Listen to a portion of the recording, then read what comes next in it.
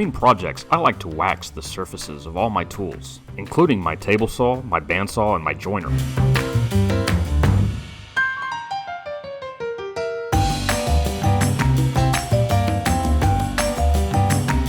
I apply the wax using 4/0 steel wool.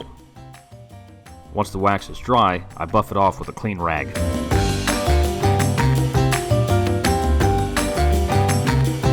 This accomplishes two things. It provides a layer of protection for the tool. It also reduces friction and makes the tool easier to use. The difference between a wax surface and a non-wax surface is like night and day.